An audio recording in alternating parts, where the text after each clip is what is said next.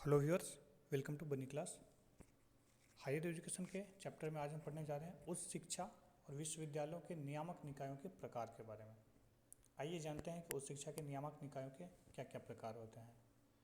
देखिए, ये जो शब्द है उच्च शिक्षा ना, ये जब भी जिक्र आता है तो सबसे पहला जो विचार आता है हमारे मन मस्तिष्क में वो आता है क्या कि कॉलेज का, यूनिवर्सिटी का। लेकिन ऐसा नहीं है। पोस्ट सेकेंडरी शिक्षा जो होती है उसके अन्य प्रकार के विद्यालय भी उसके लिए हैं। ये छात्रों के लिए लाभदायक तो हो ही सकता है, साथ में विभिन्न डिग्री, प्रमाण पत्र और कार्यक्रमों को भी ये पेशकश करते हैं। हम आते हैं कि विश्वविद्यालयों के कितने प्रकार हो सकते हैं। देखिए, यहाँ पर मैं उन्हीं चीज़ों को मेंशन कर रहा हूँ, मैं बार बार ये कहता हूँ हर क्लास में, जो हमारे यूजीसी नेट फर्स्ट पेपर के सिलेबस में लगा हुआ है और जहाँ से क्वेश्चंस आते हैं। ना कि मैं आपको व्याख्यान देते जाऊँ और क्लास को बहुत लंबा कर दूँ और वहाँ से फिर क्वेश्चन आए नहीं। मैं ऐसा नहीं कर रहा हूँ, तो मैं उन्हीं पॉइंट को आपको पढ़ा रहा हूँ जहाँ से क्वेश्चन आते हैं। सबसे पहले हम जानते हैं केंद्रीय विश्वविद्यालय, राज्य विश्वविद्यालय, डीम्ड विश्वविद्यालय, निजी विश्वविद्यालय। आइए सबसे पहले इनकी संख्या पर गौर करते हैं। केंद्रीय विश्वविद्यालय जो हैं आज के डेट में, वर्तमान में टोटल 54 है, जिसको हम सेंट्रल यूनिवर्सिटी कहते हैं। इसकी संख्या 54 है। जो राज्य विश्वविद्यालय हैं स्टेट, उसकी संख्या 460 है। ये आंकड़े आपको याद होने चाहिए, यहाँ से प्रश्न बनते हैं। जो प्राइवेट विश्वविद्यालय हैं, जिनको हम निजी विश्वविद्यालय कहते हैं, वो 430 हैं। और जो डीम्ड विश्वविद्यालय हैं, इसकी संख्या 128 है। और ये कुल टोटल अगर पूछे तो ये 1072 है। 1072 टोटल विश्वविद्यालय हैं। ये आपको याद होने चाहिए। आइए हम एक एक कर जानते हैं कि भारत में विद्यालयों की क्या स्थिति है। केंद्र विश्वविद्यालय, केंद्रीय विश्वविद्यालय, राज्य विश्वविद्यालय, डीम्ड विश्वविद्यालय, इनके बारे में जानते हैं। सबसे पहले हम जानते हैं केंद्रीय विश्वविद्यालय के बारे में। देखिए, ये वे विश्वविद्यालय होते हैं जिन्हें विश्वविद्यालय अनुदान आयोग द्वारा मान्यता प्राप्त होता है। किसके द्वारा? यूजीसी। यूजीसी के द्वारा मान्यता प्राप्त होता है, उसको कहते हैं केंद्रीय विश्वविद्यालय प्राप्त होता है। और इनकी स्थापना जो है केंद्रीय मानव संसाधन विकास मंत्रालय में उच्च शिक्षा विभाग के अंतर्गत होती है। किसके तहत? केंद्रीय मानव संसाधन विकास मंत्रालय।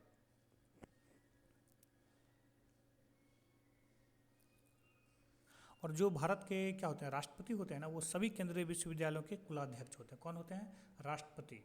जो भारत के राष्ट्रपति होंगे वो सभी केंद्रीय विश्वविद्यालयों के क्या होंगे?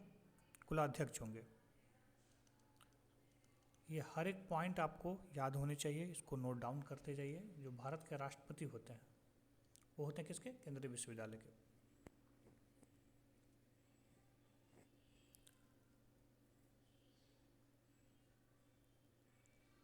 एक चीज़ इसमें और याद रखिएगा कि जो नया विश्वविद्यालय बनता है कहीं पे भी, यह मान्यता मिलती है कि इसको सेंट्रल यूनिवर्सिटी का दर्जा मिल गया है, जैसे 2009 में नालंदा को भी मिला हुआ था। तो ये संसद का जो अधिनियम है ना, केंद्रीय विश्वविद्यालय अधिनियम 2009, ये अधिनियम याद रखिएगा। केंद्रीय विश्वविद्यालय अधिनियम 2009 के तहत मिलता है, ये याद रखिएगा। फिर आते हैं हम राज्य विश्वविद्यालय के बारे में। यहाँ राज्य विश्वविद्यालय, तो देखेंगे कि राज्य विश्वविद्यालय क्या है। आइए जानते हैं राज्य विश्वविद्यालय के बारे में।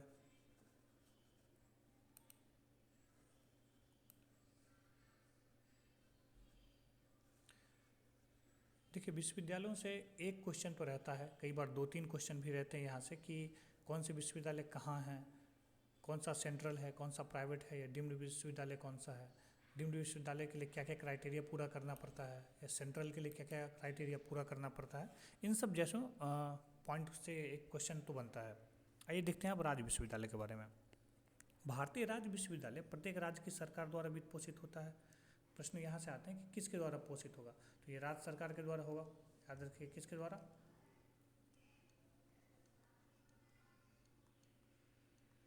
राज्य सरकार के द्वारा ये वित्त पोषित होते हैं। वित्त पोषित मतलब उसको फाइनेंस किया जाता है। और ये 1950 में भारतीय संविधान लागू होने के बाद शिक्षा प्रत्येक राज्य का उत्तरदायित्व बन गया था। कब? 1950 में, जब संविधान लागू हो गया था 26 जनवरी 1950 को। उसके बाद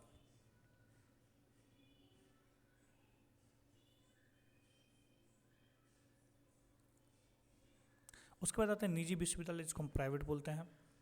तो प्राइवेट विश्वविद्यालय की जो स्थापना हुई थी, ये हुई थी आपको सोसाइटी पंजीकरण अधिनियम 1860 के तहत, याद रखिएगा ये हर एक ईस्वी और पॉइंट, सोसाइटी पंजीकरण, सोसाइटी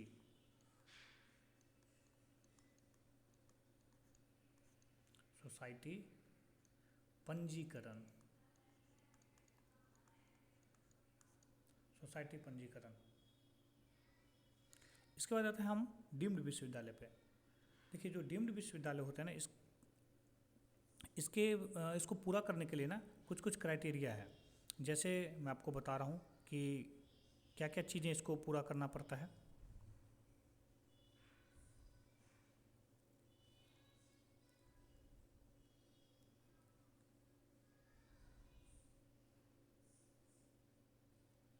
देखिए डीम्ड विश्वविद्यालय में सबसे पहले तो आपको ये जानना जरूरी है कि डीम्ड विश्वविद्यालय होते क्या हैं। यह उन विश्वविद्यालयों को प्रदान किया जाता है जिन्हें विश्वविद्यालय का दर्जा प्राप्त है। इसके तहत विश्वविद्यालय को केंद्र सरकार द्वारा डीम्ड टू बी यूनिवर्सिटी या सम विश्वविद्यालय भी कहते हैं, घोषित करने के लिए उच्च स्तरीय कार्य मानक की आवश्यकता होती है। यह मान्यता पाठ्यक्रमों, पाठ्यचर्या, प्रवेश और शुल्क में पूर्ण स्वायत्तता की अनुमति देता है। मतलब ये अपना स्ट्रक्चर खुद से तैयार कर सकता है, ये अपना फी स्ट्रक्चर खुद से तैयार करेगा, ये अपना सिलेबस खुद से तैयार करेगा, ये उसके बाद से ये अपना जितने भी इसके नियम होंगे, क्राइटेरिया होंगे कि हम इतने दिन पे एग्जाम लेंगे, इतने नंबर का लेंगे, ये सब सारी चीज़ें डीम्ड विश्वविद्यालय खुद से तैयार कर सकता है। ये सारे अधिकार इसके पास होते हैं। लेकिन इसके पास एक चीज़ क्या होती है कि ये ना सेंट्रल विश्वविद्यालय के तहत डिग्री नहीं दे सकता है कि मैं सेंट्रल विश्वविद्यालय का मोहर लगा के डिग्री दे दूं, ऐसे मोहर लगा के इसमें दे दूं सेंट्रल यूनिवर्सिटी का एक ठप्पा लगा के, ये काम ये नहीं कर सकता है। और NIRF का जो रैंकिंग होता है उस शीर्ष 50 में इसको होना चाहिए, और कम से कम ये 10 वर्ष से अस्तित्व में होना चाहिए। इसमें कम से कम 5 संकाय होना चाहिए, और इसमें शिक्षक और छात्र का जो अनुपात होगा ना वो होना चाहिए 30 और 1 का, 30 और 1 से 20 और 1 का, 20 और 1 का, 20 और 1 से तात्पर्य है कि 20 स्टूडेंट पे 1 शिक्षक, इस तरीके से।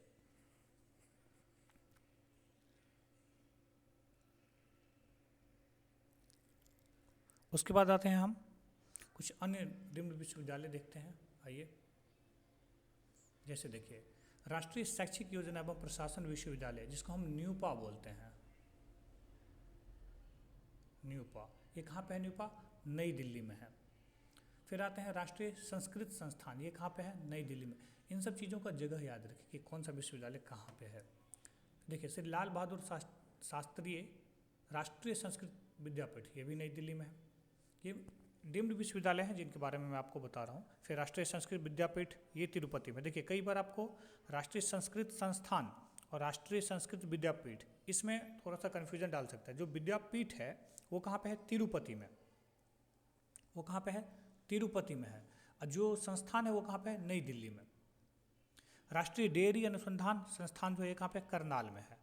Tata institute of fundamental research, ये तो मुंबई में है, सबको पता है। चलिए ये फैक्ट थोड़ा सा चेंज हो गया है, जिसको मैं आपको ऊपर ही बता दिया हूँ, तो इस फैक्ट को याद रखने की ज़रूरत नहीं है।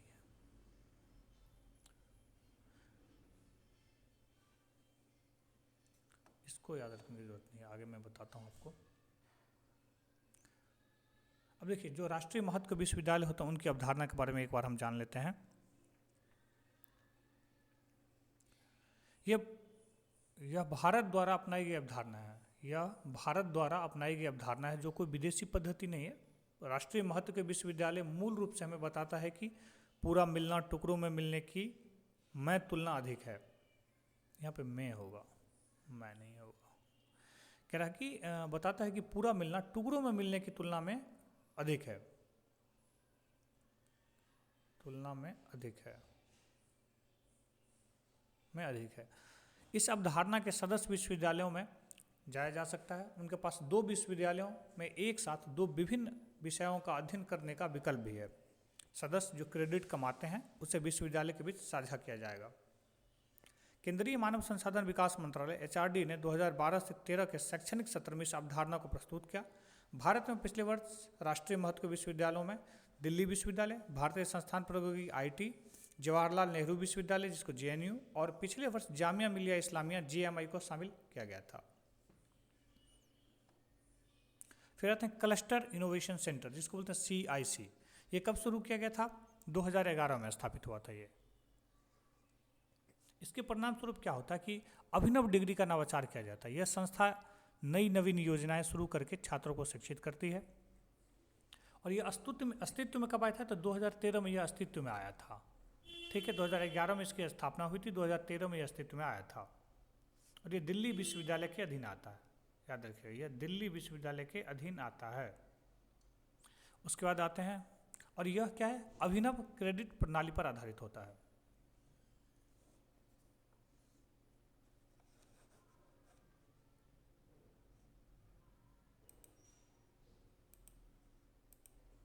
चलिए आगे देखते हैं। राष्ट्रीय महत्व के संस्थान के बारे में हम पढ़ते हैं कुछ।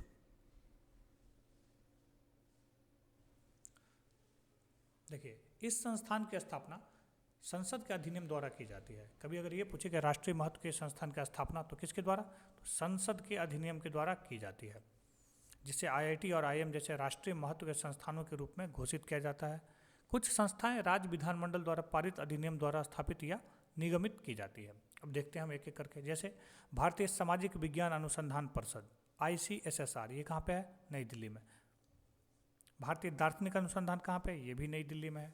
सभ्यता अध्ययन केंद्र, भारतीय विज्ञान दर्शन और संस्कृति के इतिहास की परियोजना, ये कहाँ पे है? कोई बता सकता है? ये कमेंट में मुझे बताइए कि ये कहाँ पे है। भारतीय इतिहास अनुसंधान परिषद, ये गुवाहाटी में है। राष्ट्रीय ग्रामीण संस्थान परिषद, ये हैदराबाद में है। आइए इसके अलावा देखते हैं कुछ और भी योजना इसकी।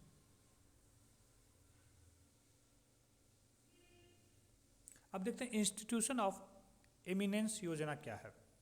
देखिए, केंद्रीय मानव संसाधन विकास, जिसको HRD कहते हैं, मंत्रालय के अंतर्गत इंस्टीट्यूशन ऑफ एमिनेंस योजना का उद्देश्य भारतीय संस्थानों को वैश्विक पटल पर आगे ले जाना था। कई बार क्या करेगा, आपको ये योजना देगा प्रश्न में और कहेगा इस योजना से संबंधित कौन कौन से पॉइंट थे। तो देखिए, एक पॉइंट क्या था इसका? वैश्विक पटल पर आगे ले जाएगा, है ना। दूसरा क्या करेगा कि योजना के तहत चयनित संस्थान पूर्ण शैक्षणिक और प्रशासनिक स्वायत्तता प्राप्त करेंगे, ये भी याद रखिए कि प्राप्त करेंगे। तीसरा क्या करेगा? विशेषज्ञ समिति द्वारा चुनौती विधि के माध्यम से चयन किया जाएगा। किससे? विशेषज्ञ समिति। मान लीजिए यहाँ पे आपको क्या प्रश्न दे सकता है कि संसदों के द्वारा ये चयन किया जाएगा, सांसदों के द्वारा, या फिर नेता प्रतिपक्ष के द्वारा, या प्रधानमंत्री के द्वारा, या ऐसा कुछ भी ऑप्शन डाला जा सकता है। लेकिन आपको याद रखना चाहिए ये किसके द्वारा होगा? तो विशेषज्ञ समिति द्वारा। अब पात्रता क्या है? वर्तमान में केवल वे उच्च शिक्षा संस्थान जो वैश्विक रैंकिंग में शीर्ष 500 में शामिल हैं, या राष्ट्रीय संस्थागत रैंकिंग फ्रेमवर्क NIRF में शीर्ष 50 में शामिल है, उन्हें एमिनेंस टैग के लिए आवेदन करने के लिए पात्र होते हैं। प्राइवेट इंस्टीट्यूट ऑफ एमिनेंस भी ग्रीनफील्ड उपक्रम के रूप में सामने आ सकते हैं, बशर्ते प्रायोजक संगठन 15 वर्षों के लिए एक ठोस परिप्रेक्ष्य योजना प्रस्तुत करे। कितने वर्ष? 15 वर्षों के लिए। मंत्रालय ने IIT मद्रास, IIT खड़गपुर, दिल्ली विश्वविद्यालय, बनारस हिंदू विश्वविद्यालय और हैदराबाद विश्वविद्यालय को यह दर्जा दिया है, और उन्हें 100 रुपये का अनुदान, 1000 रुपये का अनुदान भी मिलता है। अब देखते हैं नियामक निकाय, ये क्या होता है? भारत में 3 नियामक निकाय, याद रखिए कितने? 3। ये भारत में उच्च शिक्षा प्रणालियों को नियंत्रित करते हैं। पहला है मानव संसाधन और विकास मंत्रालय, फिर है विश्वविद्यालय अनुदान आयोग, फिर है वैधानिक परिषद, फिर आते हैं मूल्यांकन एवं प्रत्यायन परिषद NAAC। अब हम देखेंगे कि NAAC क्या है, उसके अलावा ये मानव संसाधन और विकास मंत्रालय क्या है, इसकी स्थापना कब हुई थी।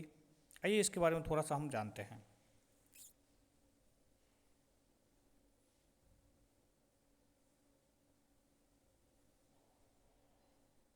सबसे पहले जानते हैं मानव संसाधन विकास मंत्रालय के बारे में।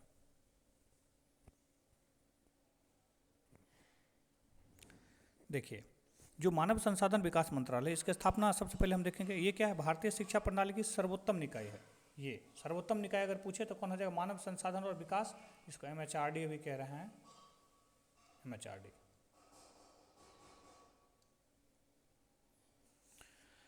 अब आते हैं आगे। देखिए, इसकी स्थापना हुई थी 1985 में। कब? 25 सितंबर 1985, 25 सितंबर 1985।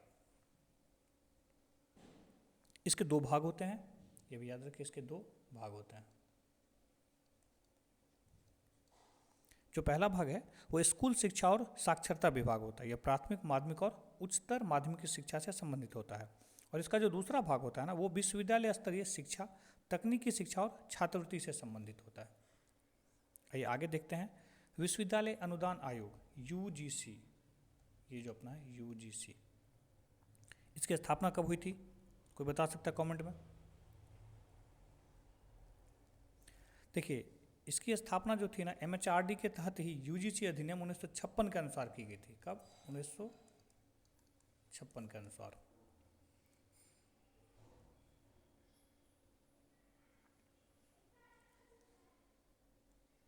और यूजीसी के बारे में अगले क्लास में आपको डिटेल्स में बताऊंगा। इस पे पूरा एक क्लास ही है यूजीसी के बारे में, कि इसके क्या क्या कार्य हैं, इसकी क्या क्या योजनाएं हैं, ये कहाँ कहाँ हस्तक्षेप कर सकता है, किस किस को ये वित्त पोषित कर सकता है।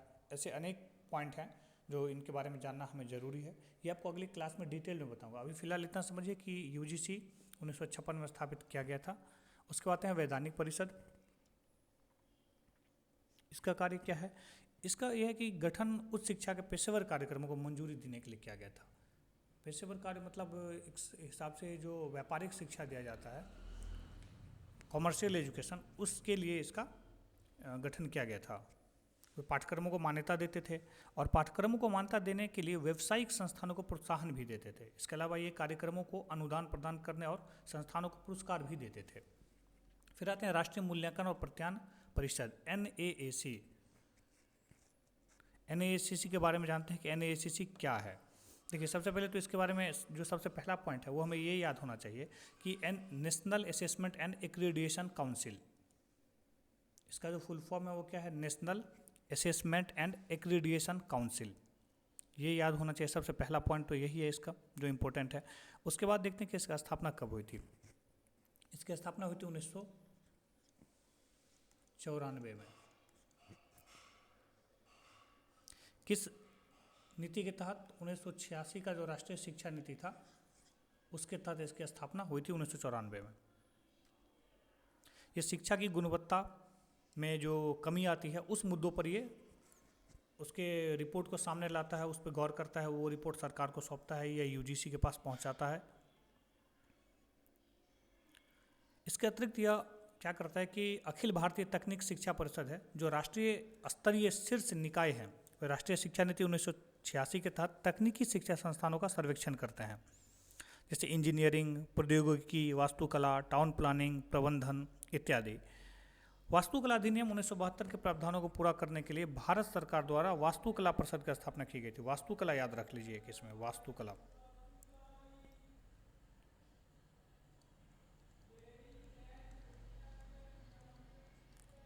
ये 1972, इसमें ज़्यादा नहीं याद रखना, बस इसके डेट को याद रखना है।